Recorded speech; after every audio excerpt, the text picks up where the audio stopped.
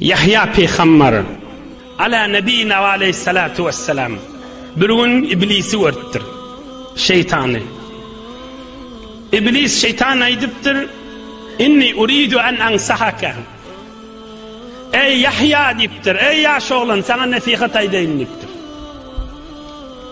Hazreti Yahya aydıptır, kezepte diptir. Ente la tensahuni, velakin akhbirni an beni Adem. Ey Allah'ın düşmanı, yalan sözledin, yalan ayttın diptir. Sen nasihatın olmaz diptir. Yöne aytacak bolsan şu Adam oğullarından aydağı diptir, tecrübenden diptir. Sen nemen nasihat aytsan da bidirek aytarsın diptir. Yöne şu Adam oğullardan gurrunmera diptir. Onun şu Adam'la üç çeşitli diptir. Bila ma'sumun fehum mislaka la naqdiru minhum ala şey. Adamla bir böylege peygamberler diptir. Onlara biz hiç de aytıp başaramazak diptir. Her yere çörüngüş yat, onlar alıp çıkıyor diptir. Bular bir. İkilinci, yeni bir tüysü adamlı var. Onlar bize hiç zahmeti yok diptir. Oğlancıklar top oynayışıyor, onlar halancırazın yas diptir.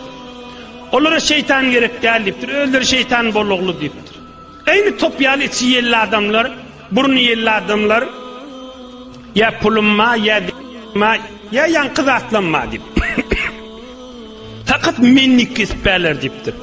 Onları halan kefini ayttırt yas diptir. Halan adını ayttır yas diptir. Hiç kime de rahmettirtme yas diptir. Fakat öz kefim deydir yas diptir. Öz nefislerini yok mucuk bolsa bir direk rakta ayttıra yas diptir. Hiç kime hormatda koydurtmayar. Nam dip men buna ihtiram koymalı deydir yas diptir. Mıdam da zeyrendir yas diptir. Hay mıdam menki de şeyli deydir yas diptir. Olu kon haramları on dilinden halal deydir yas diptir. Olu kon halal zatlarda haram mucuklu da şunu haram etmeliler deyip ağzına ayttır da yas. On halancırı çok bes on diptir. Burnu yerli adamlar var diptir. Rahat çok diptir. Onun o şeytan bolluğlu bir burnu yerlendirip koyuverende neçe vakti bolya diptir. Ama üçüncü. Fehuve eşeddül esnafi aleyna. Bizim gîn uğrayanımız şu diptir. Bir de hevre ağır geliyaş üçüncü diptir. Nuqbilu aleyh hatta neftinehu. Sümme yeteferrahu littevbe. Feyufsidu aleyna kullama edraknahu. Sümme na'ud, sümme ya'ud. Fela nahnu ney'esu minh. ولا ندرك حاجتنا منه فنحن في ذلك في عناء. Bir adam diptir. Bunu giyeceğiniz üstüne çörmüşüp bunu günah ettiriyaz diptir. Onun günahdan sonra bir halvata var ya, ey can huda yanlıştım ben bağışla diye rahmetlemez hiç oluyor diptir. Bir yeni buna çörmüşüyaz, yeni günah ettiriyaz diptir.